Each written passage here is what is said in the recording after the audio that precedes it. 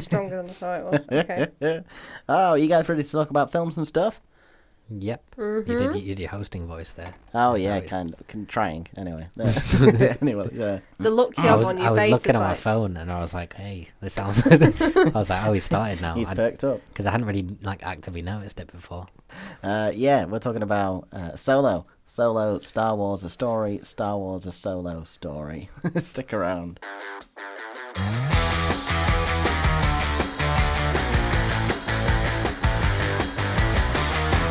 Welcome back to another episode of Tripod Talk, where we talk anything and everything about films. My name's Matt Lidster. Oh, she's gone! She's gone! Tried to hold it. I did. My name's Matt Lidster. I am your host. You ready to go? Yeah, I'm good. Okay. And I'm joined by my wonderful co-host, Miss Sophie Ellis, who Hi. couldn't wait to get a word in, and Mr. Dylan Moore. Wouldn't call it a word. I call it more of a splutter. Sorry. Oh, That's don't- not no, good it's for not. I anyone. know, Listen. especially if it's really loud. I'm sorry if I've just deafened anybody. But how you guys doing? All right. You good? Yeah, Yeah? not bad. Had a good week so far? It's going slow, Yeah, we've now got rain back instead of the sunshine we baked in for like 3 weeks. which Yeah. you like. Sociopath. I know, yeah. You like it. So happy. But it's still just as hot at night, which Yeah. I don't like. It's like, give us the sun all day and have that. But I can't have rain and then still the warmth. Yeah. It's just taking the mickey.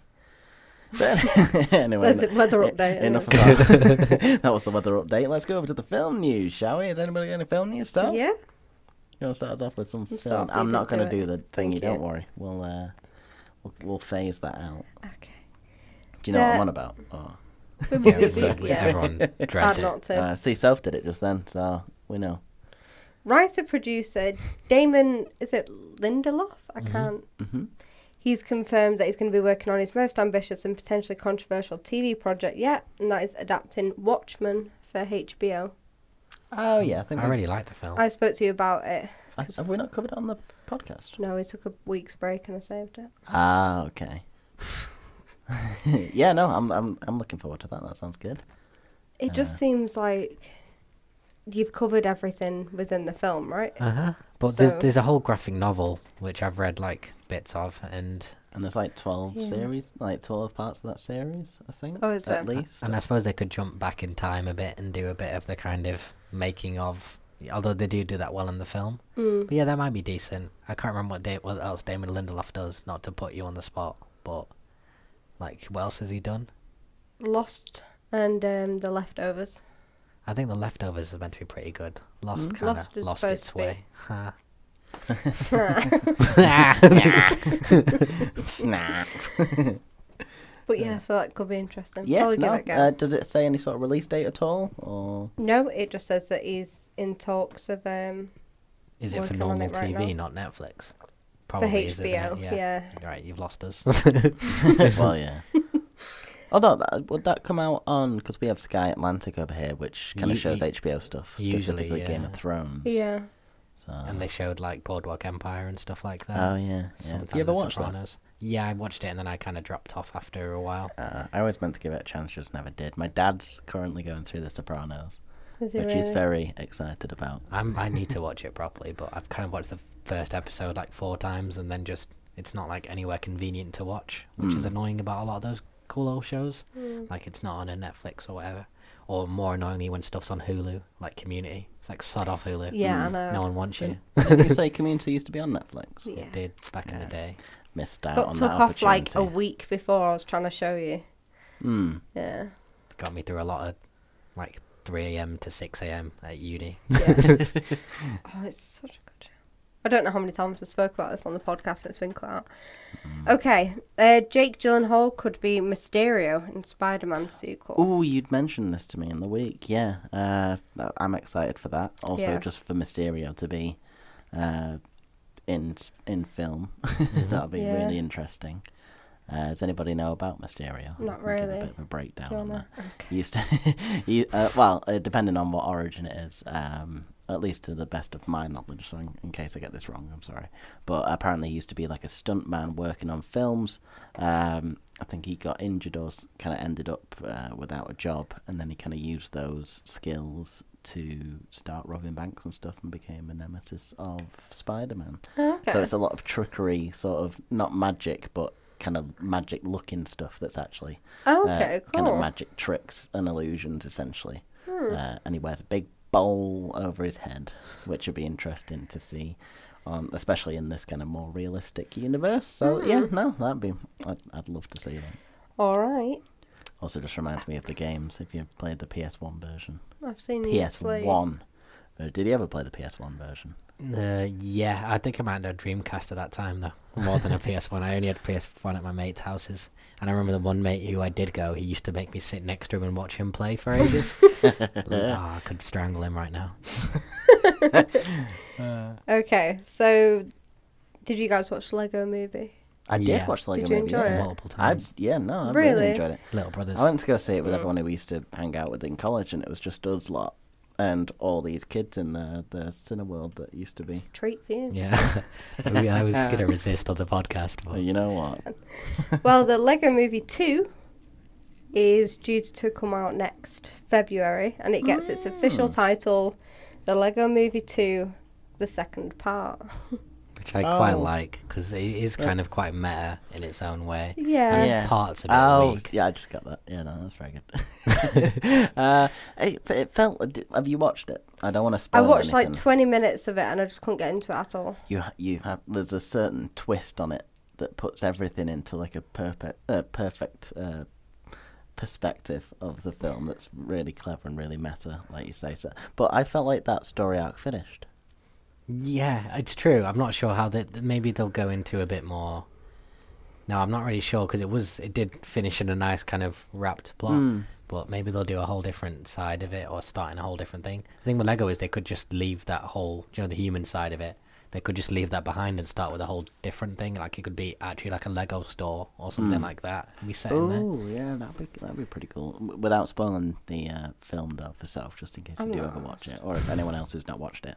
That twist though. Yeah, it's a solid film. It's very up there. It's also actually it's funny that you bring that up. They're the guys who wrote or started at least the first version of the Solo film. Yeah, before Ron Howard was brought on, and apparently did reshot like 80% of the film or something because they're going in a different direction to the studio.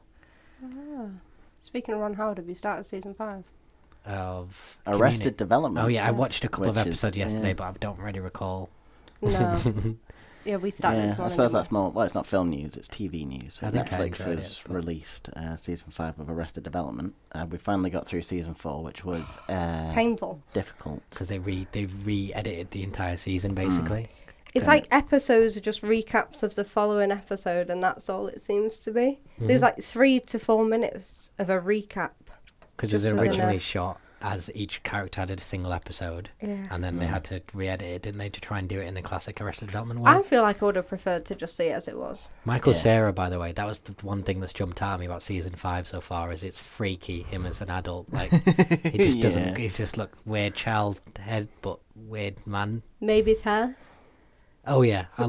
That's- Yeah, that was a jump. But anyway, I was going to bring up the Harvey Weinstein. Oh yeah. Oh, it's just like Surrendered it's a himself to the final. police. Has Yeah, to it's a happen. final close on that chapter, I guess, isn't it? Yeah. Well, I suppose we got like the court and stuff to come up with, but Well, he surrendered anyway to the police, but there's like photos of him smiling and laughing There's at the people cameras say when he went smirking. in. Yeah, it is a proper smirk.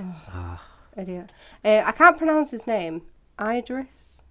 Idris. I've always said Idris. Elba. It is Idris. Yeah. Idris Yeah, Elba. Idris Elba. He's adapting The Hunchback of Notre Dame. Okay. Interesting. Is he going to put himself in it? Because most people who are producing stuff seem to put themselves in stuff. Maybe, but there's not any black characters in Hunchback Well, of Notre Dame. again, they might be adapting it into a It would different actually kind of version. make Yeah, sense maybe. if the Hunchback was black like that. Maybe that's why he's kind of in that time as well. He was stuck in a. Yeah, room by himself. maybe.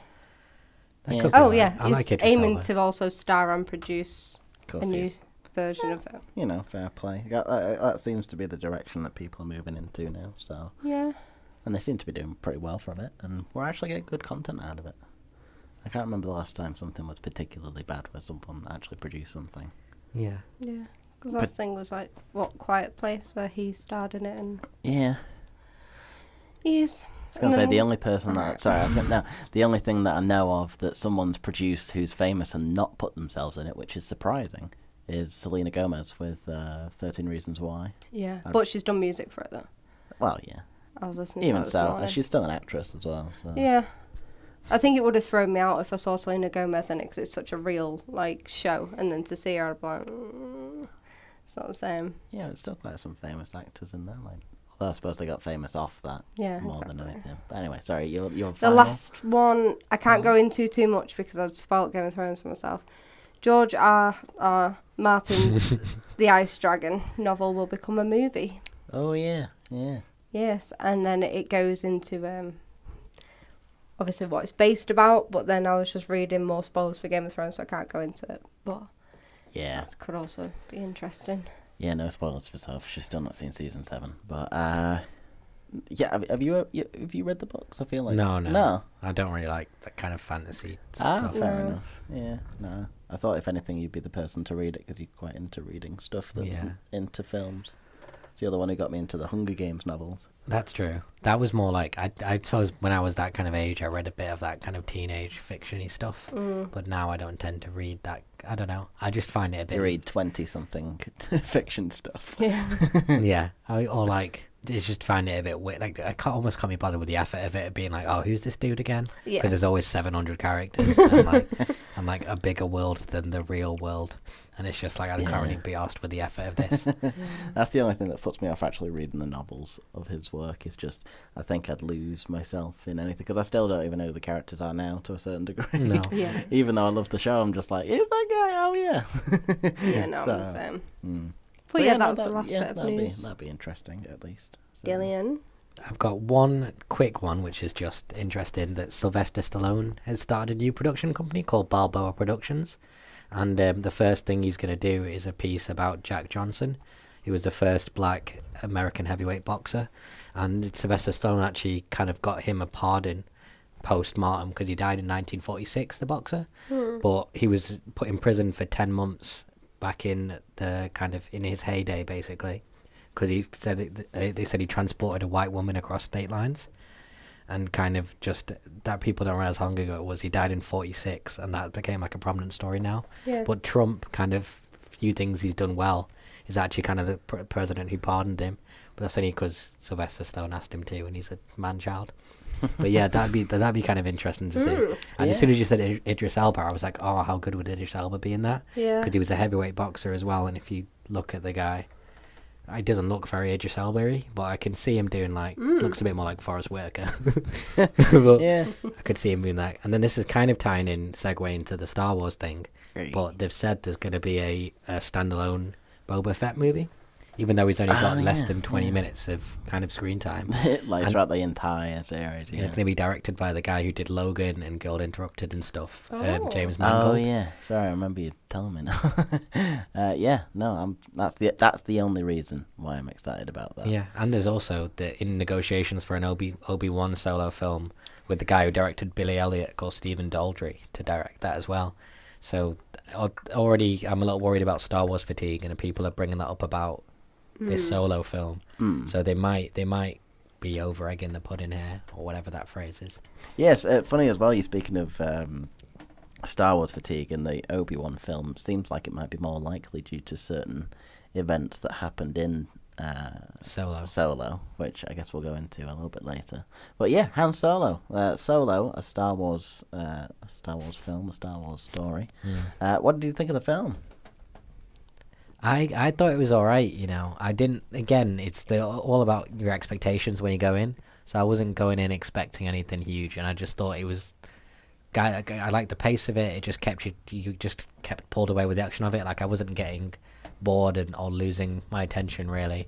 There was definitely weaknesses in it, but I don't think it deserves a lot of stick. It's kind of where I settled on it. Yeah, no, so Yeah. No, I feel like not a lot of people had that much of a high expectation from it. Anyone that I spoke to would say I was going watching, they'd be like, oh God, why are you going watching that?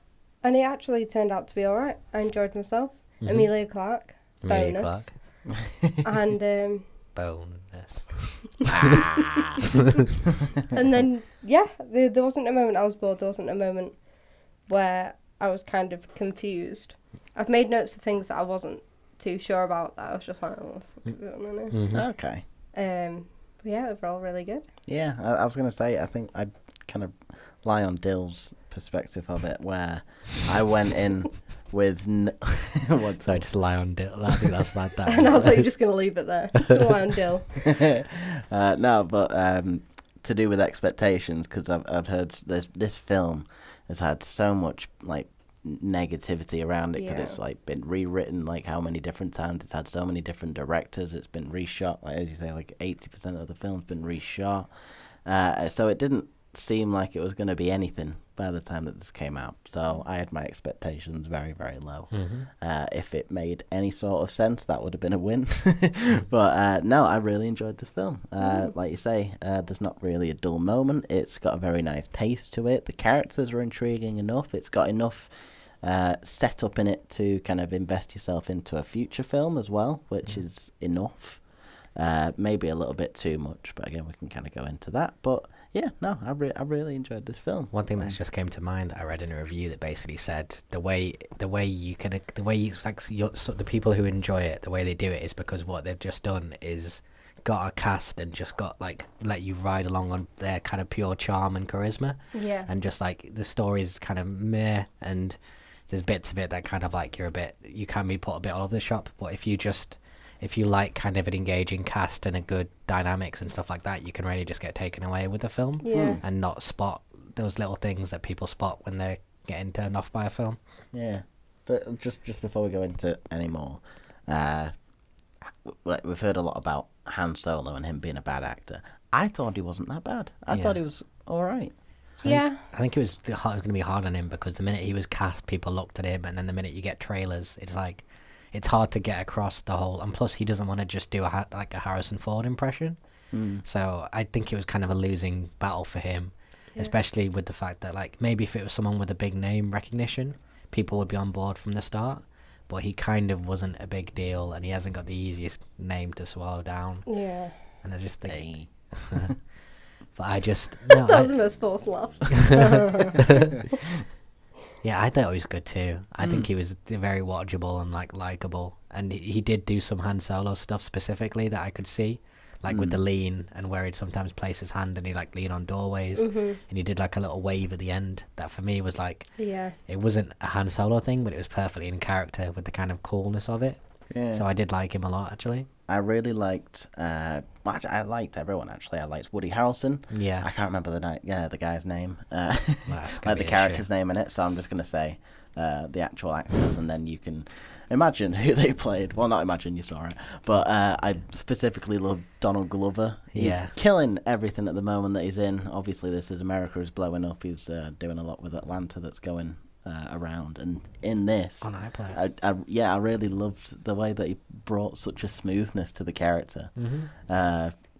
Originally played by Billy D. Williams as well, who kind of had that essence of charisma about him where you just kind of like, okay, this is the guy. And like Donald Glover just brought that same sort of intensity to it as well, and I was like, say, I saw in an interview actually, he said he went for a meal with Billy D. Williams, and he was asking him a bunch of questions about like he'd invented this whole backstory for him and about like why he acted certain ways and stuff. And then he was like, I was talking to Billy D. Williams, and he was just like he just was silent for a second, and then he was like, just be charming.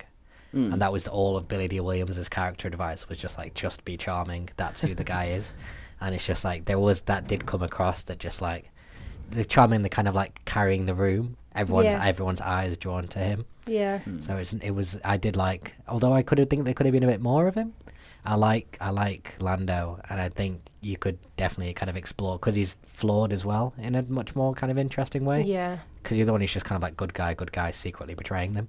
But Harry's got a few more like kind of character flaws that they play with. Yeah, what do you think? Obviously, you loved Amelia Clarke because you just love Amelia Clarke. I thought she wasn't as bad as she could have been. Yeah, you're always like, oh, she can't act. And I was waiting when we got out. One good role. No, not just in Game of Thrones. No, it's not. What else have you seen her in? Me Before You. That's not her fault. And she was in Terminator. It's probably again, that's not her fault. These are probably bad scripts. No, but I think she's all right, and then considering, and she's just great. Yeah, I was gonna say the bias is there. let's be honest. But my favourite character was L3. Yeah, L3 was interesting. Out of everyone, just because she's just She's good, isn't she? Yeah, no, she is. She made me laugh. She stood up for what she wanted and she was finding purpose throughout the film. And I thought she was a lot more intriguing. She had a than proper quite few. personality. Yeah, she did. Yeah, that's what I liked with the obviously with like the robot stuff as well, and how that kind of leads into the plot. It was interesting to see that kind of robot and the way that it has a personality in comparison to, because over the last couple of years now, like with Rogue One, I can't remember the character's name, but yeah, I can't. Yeah, Who sorry, played no, him. Who played them? No, I can't remember. Oh, fair enough. But there's a robot in Rogue One that's much more kind of disobedient in terms of what a robot should be, and it's kind of got a personality of its own. Mm-hmm. So you've kind of seen where it's gone from R2-D2 and C-3PO to kind of these offbeat, more personal, more characterized robots, and it's just kind of developing from there to where it is now, and it's really interesting to watch. Plus the CG was really good. Yeah. But shall we go into the just like a little plot summary of the film? Yeah. And kind of talk a bit about the story? Do you want to issue the klaxon here, or do you want to issue the klaxon maybe afterwards? We'll see what the summary is. Yeah. Okay. Yeah, the summary of the film is basically the origin of Han Solo, how he came from a horrible planet called Carillion, and how he met Chewbacca, Lando Calrissian, and how he came into the smuggler's way of life. And it just kind of follows a series of events of how he gets from, obviously not to the character that we obviously knew him as, starting from A New Hope, but you kind of get an idea of who he is, where he came from, and where he's going to end up. And that's pretty much the story. There's not that much to it. There's a bit more that kind of builds on that we'll get into the spoiler territory later on after the klaxon. Mm-hmm. But I think it's a straightforward, solid story. Like it kind of shows what kind of motive that he has to get to where he needs to go. Mm-hmm. You kind of see each decision that he makes comes naturally as well, which is also helpful, because usually if you kind of have a protagonist that just ultimately turns around and says, I'm going to do this now, and it doesn't make any sense, you're like, why? Mm. Actually, there's some bits I get into later, but with some other characters, I mean. But no, it made sense. There wasn't much filler in it for me. It was just kind of plot point to plot point with some little bits, obviously, to slow down in between certain action sequences.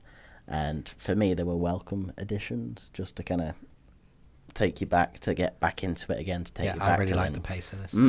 Especially to do with the what's the run? The Kessel Run. Yeah. And I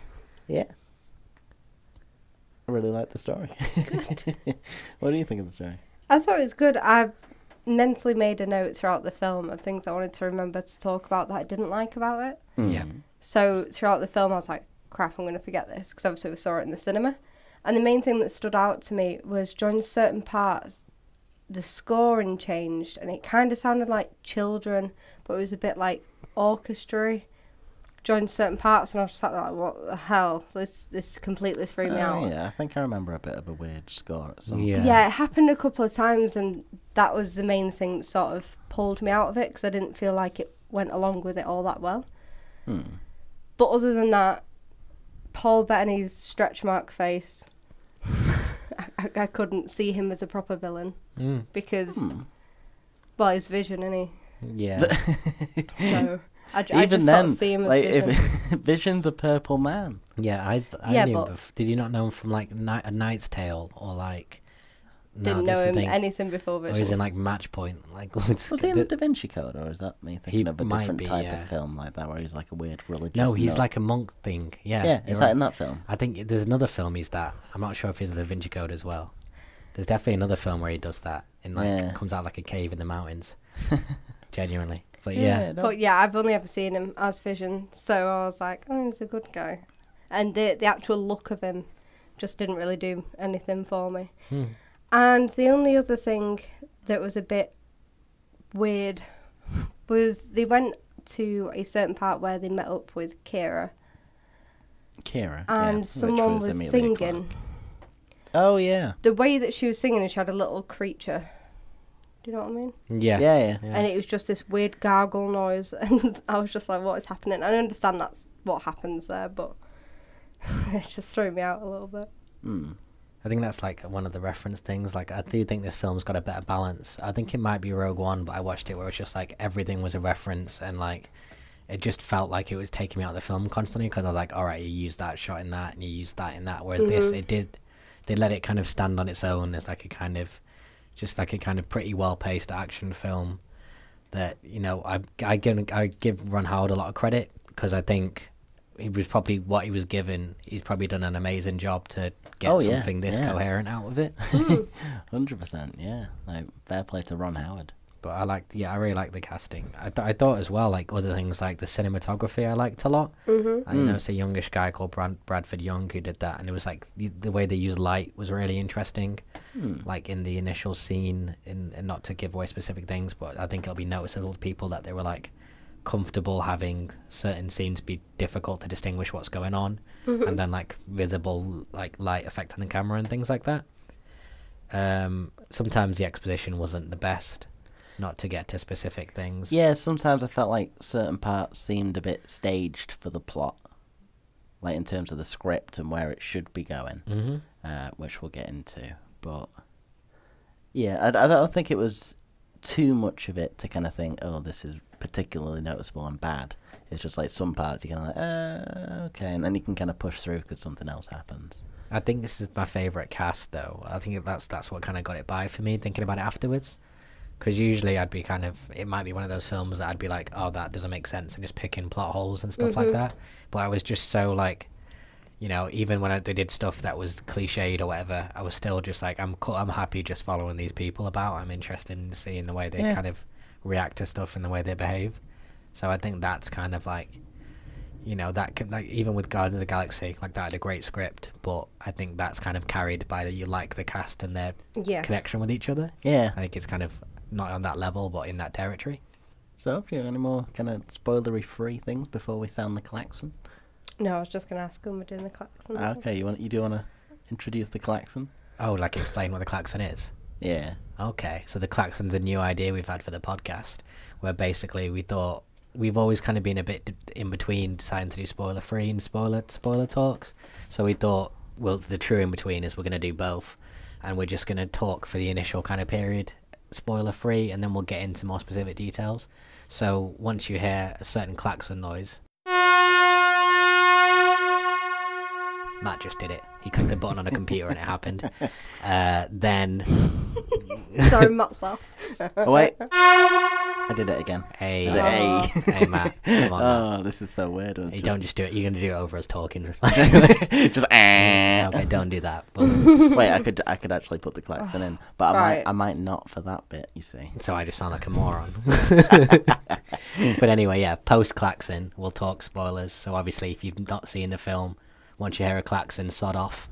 Watch the film if you want, if we haven't put you off, and then come back. I know, yeah, come back. So, you want to jump into any specific spoilers? I got a few, but Dill? There is... Go for it. Well, there's two, but the one that stood out to me the most was L3 dying. Yeah. Just straight into that part. Obviously, she's my favourite character. I think that she went out in style, standing up for what she wanted, but I really don't agree with the fact that they put her in the ship, because she stood for the rights of them having their own identity and everything like that. And then she got put in that ship, and now she's got to go on forever just using her for her knowledge and her navigation. And it's just against everything that she stood up for throughout the entire film. That's true. Though I do believe that's actually kind of some sort of canon to do with the original trilogy. Because in the first film, when they first get into the Millennium Falcon, C-3PO tries to interact with the ship, you know, how droids can kind of interlink with each other. And he says how this droid has a specific way of speaking, and like how it's different to anything else that he's seen before, which obviously the way that we actually saw her and how different she actually is, it's quite interesting to see that they kind of tied it in. Yeah, it's good that they've done that, but it's still a bit of a sad... Yeah. Like, I she made so think much progression. Yeah. I think I gave the pass with she's been staying with Lando and she's not dead, and they've got that weird bond, but I guess it does feel slightly a bit kind of using, especially considering that Lando loses the ship Han gets it, and then Mm-hmm. it's just he doesn't really care. Yeah, exactly. It kind of goes off the radar. That's kind of what Han's about, really. Well, I think she Han. was like a good kind of bridging character for like in terms of what they can do with robots. They've taken a big leap with the kind of level of personality and kind of free thought she has, and it'd be interesting to see, like, it's going to get to the point where pretty soon I think they're pretty much indistinguishable in terms of how out there the robot characters and the human ones are. With, I suppose that comes with the CG as well and stuff, and that, like, Which is getting much more seamless. I just believe the character was there. Yeah. Obviously it's not, but it it is. the only time I got pulled out slightly was when, like, again at her death, when Lando had her in a lap and he was like crying over her. I was like, I wonder, like, did he have a person there, or was he just crying under his own Yeah. crotch? Like, how was that actually shot? Because it just always impressed me. Still, to a degree, when you see them acting, like when they're acting with a tennis ball or whatever. Oh, yeah, I'm just yeah. like, God, Yeah. that's freaky. Imagine Daniel Day-Lewis trying to do that. He probably did back in the day, just like with someone behind the camera. Yeah, that's true, actually, because you got the camera in your face. You can't be so method. There's a giant camera in your face and like 40 people in the room. But yes, you got that any was more the main. that was the main spoiler bit for you. Yeah, there was another one, but I'll let you guys go into it. Deal? No, you go for your list. Okay, right. So there's God. one massive part I want to just kind of get straight into, which is the fact that Darth Maul is alive. Oh, shit. Yeah. Yes. I loved Darth Maul as a kid. Oh my god, yeah.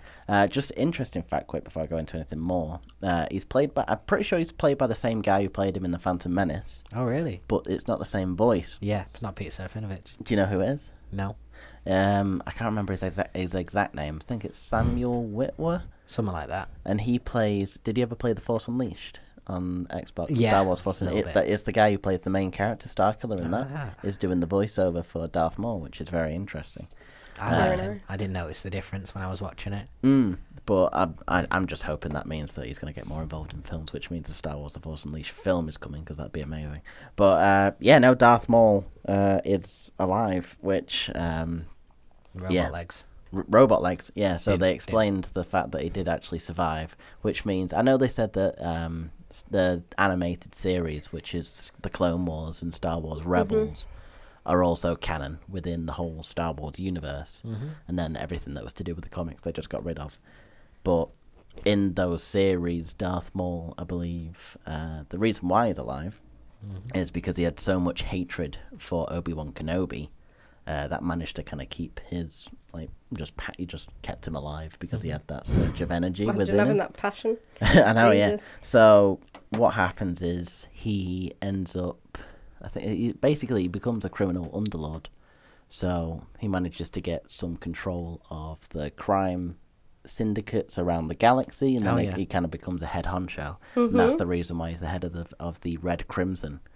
But what I said before we went into the klaxon of how this might be able to build up into other films is I reckon this might tie into an Obi-Wan film. That would make sense. Especially confirming the fact that he has robot legs, and then it's kind of going down that path. I reckon that'd be really cool. So would Kira, just bringing it back to that, would Kira be in that then? Because at the end of the film, She could be it shows her Yeah. going to visit. speaking Darth to Maul. him, and he says that they'll be working more closely, Going right? to visit. Like it's his Go nan. for tea.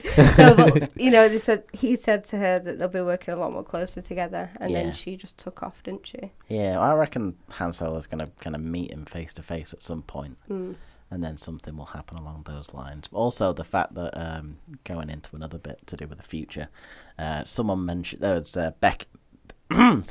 Beckett mentions, which is Woody Harrelson's character, mentions there's a gig going down in Tatooine, and there's another crime boss down there. Obviously, that means Jabba the Hutt. So I feel like that's where the sequel's going to go. Well, at that's some where point. Han's going, isn't it? Yeah. Yeah, to kind of join that. So I reckon that's where it'll pick up next. Maybe you might meet Ben Kenobi there. So yeah, I'm actually really looking forward to a possible sequel to do with it, especially if Darth Maul's involved, because I love anything to do with lightsabers. So this is weird for me because I've only seen like 3 Star Wars films. I watched one with you, which was, You've seen, you've seen all the new ones. and I watched Oh, the and old you ones. watched A New Hope, so you've seen A New Hope, The Force Awakens, and The Last That's Jedi. all I know. So in between, I'm like, huh? Is this what? The one thing I will Yeah. give the originals a lot of credit for, I've just realised, is that they kept the background of the characters so mysterious that now they've got a lot of like room to play with Kenobi, and because like Obi-Wan Kenobi, all you know is an old dude who's done a lot in his life, and even like Han Solo, he's got his kind of world where you like put yourself first thing, and those both of their kind of attitudes can hint at they've accomplished a lot in their life, and now they're just trying to kind of quietly do their own thing, but they've left themselves a lot of rope to play with for going back in time. Yeah, which that's probably the reason why they got rid of all the canon.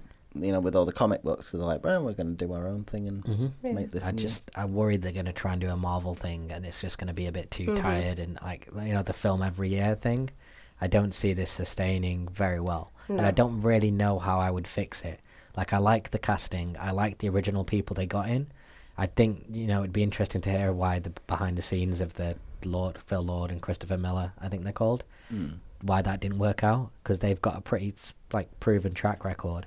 And you've got to think it's some kind of studio issues, so maybe it's going to be they're not going to keep their hands off and let the creative people do it. Then that's where they're going to run into issues. It's a Disney thing, isn't it? Yeah. So, you know, it'd be interesting to see where it develops to, at least anyway.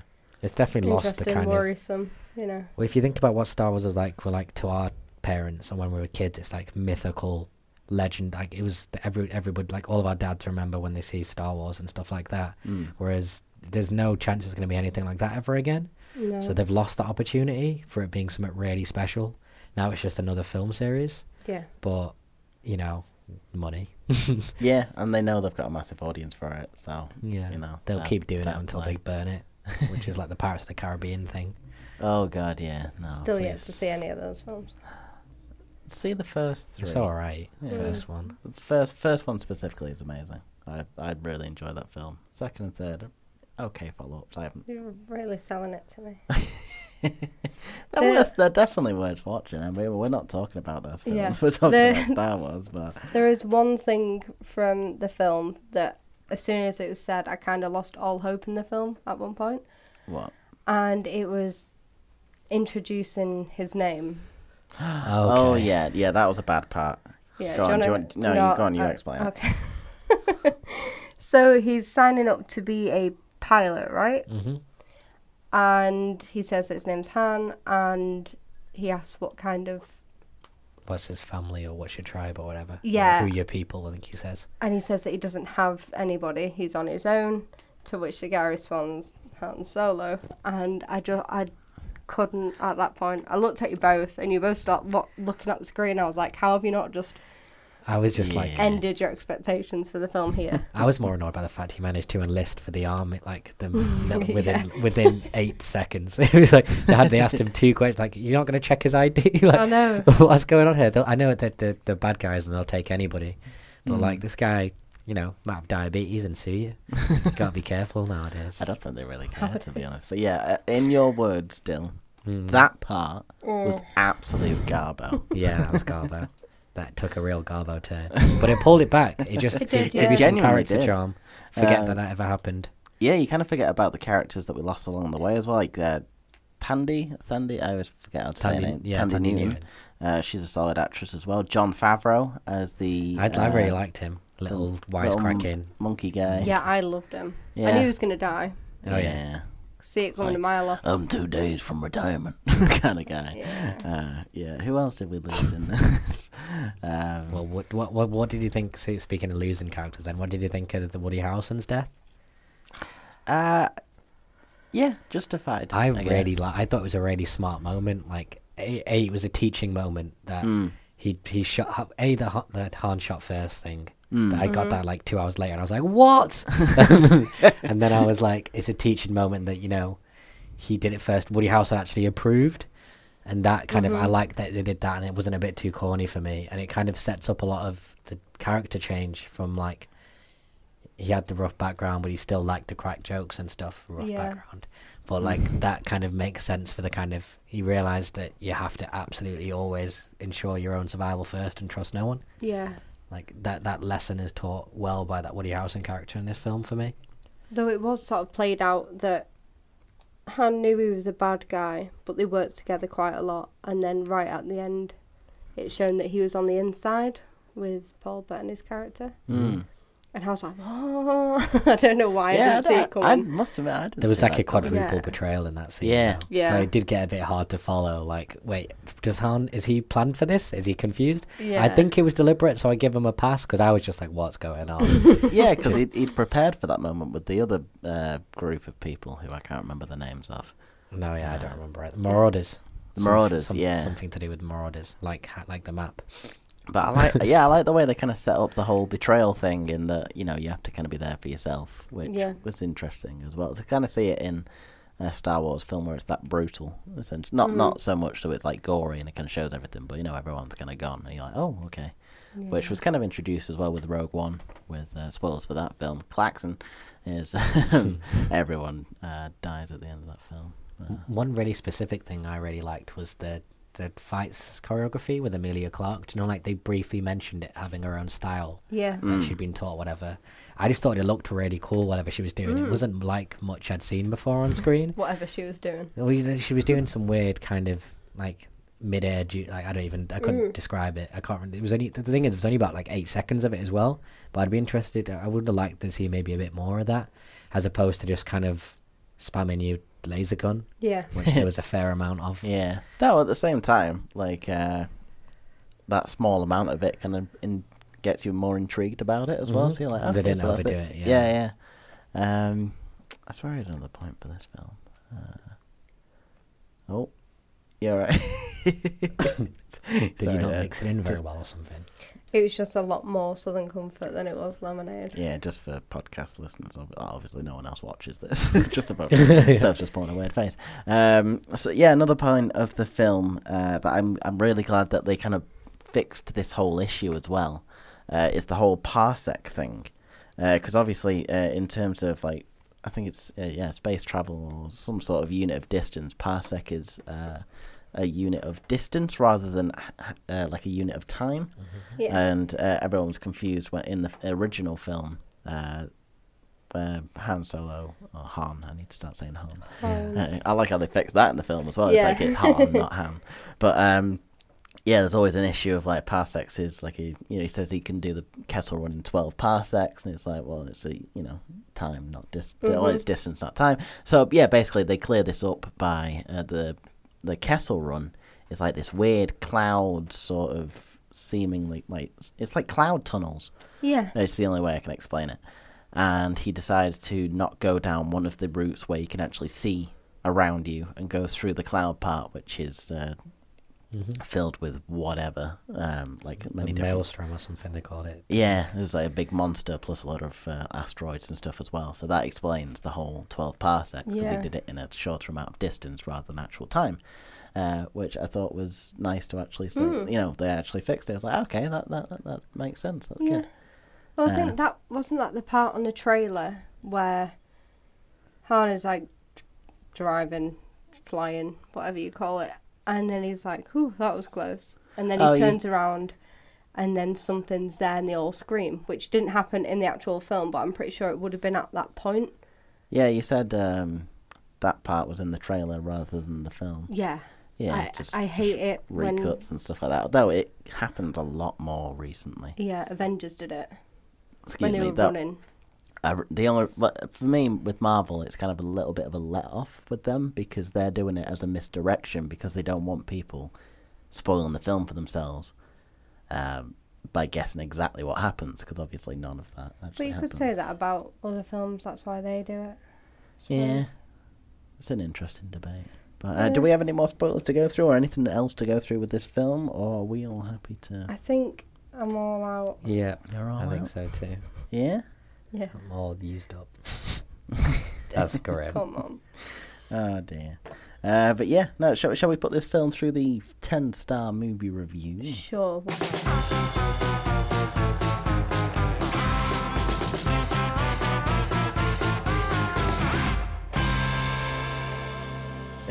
This is the 10-star movie review where we put films through the ultimate test. For every question we vote yes, that film gets 1 star. Hey. I never get that. The ultimate goal is 10 stars. 10 I knew it was stars. cool. So As there are 3 of us, the majority vote wins, though half stars are up for contention when necessary. And a small disclaimer: the ratings we give, the ratings that we give, don't always match our enjoyment or experience of the film. This is just a rating system. Are you ready? Yeah. Woo. Klaxon. No. I did it anyway, so. Well, I might not have done. I don't know. We'll see. Well, me and Bill aren't listening it back, so No, I that's don't true, think we'll know. Question number Beyond 8 1. seconds in, I'm not listening anymore. Does the story make sense? Yeah. Yep. Yeah. It's Pretty not straightforward. much to it. Question number 2. 1 star. Question number 2. Did the script and the dialogue between characters feel natural? Oh, Say we've yeah. lost a phone.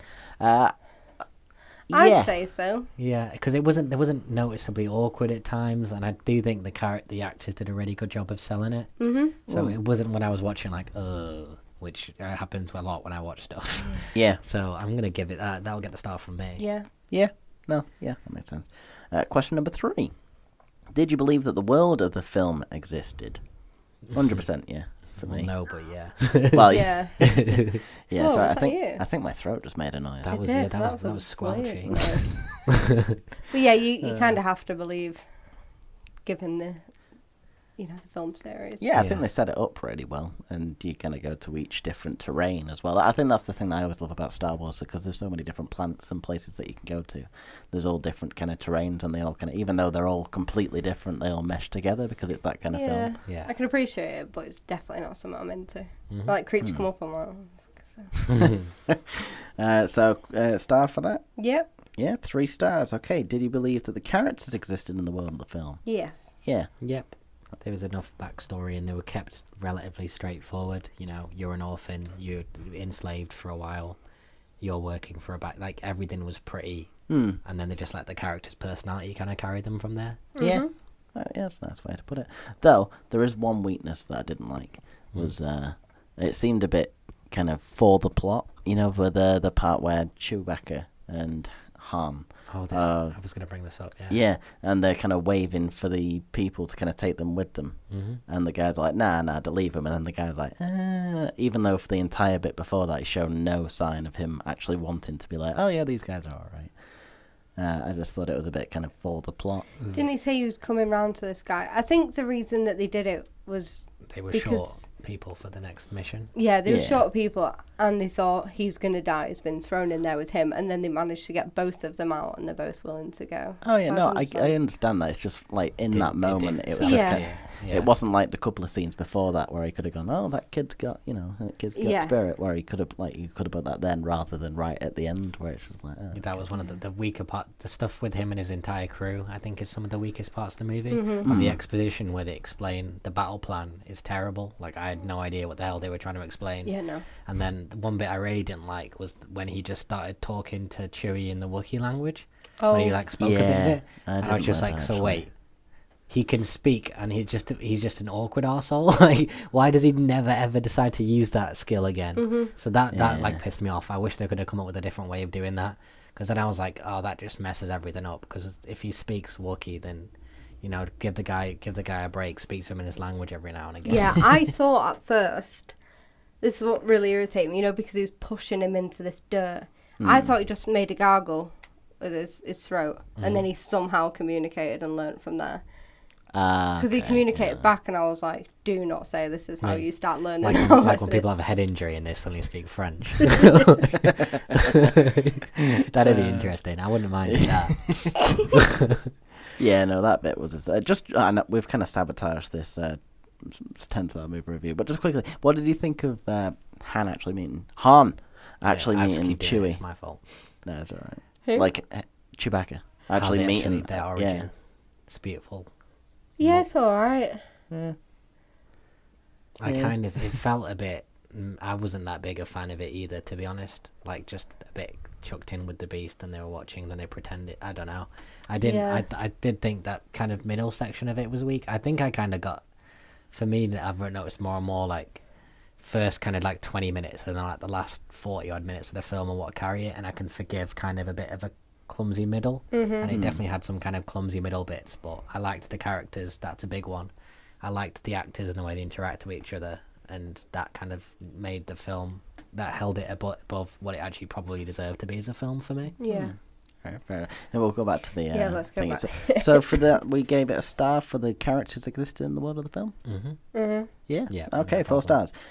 Question number 5: did you get emotionally invested in the characters? I'm not gonna Only in confirm. L3 because I cried a little bit. Ah. But other than that, I couldn't really. Yeah, I Yeah. wasn't there emotionally. I just liked them. I thought they were cool. I liked Yeah. the way Yeah. I liked the dynamics, but I wasn't like, oh, nothing. And plus, again, it gets undermined by the fact nobody dies really, because they're in future things in the universe. So it's a bit like, all right, well, Chewbacca might go off now, but he's coming back. Yeah. Sooner or Well, later. yeah, true. Yeah.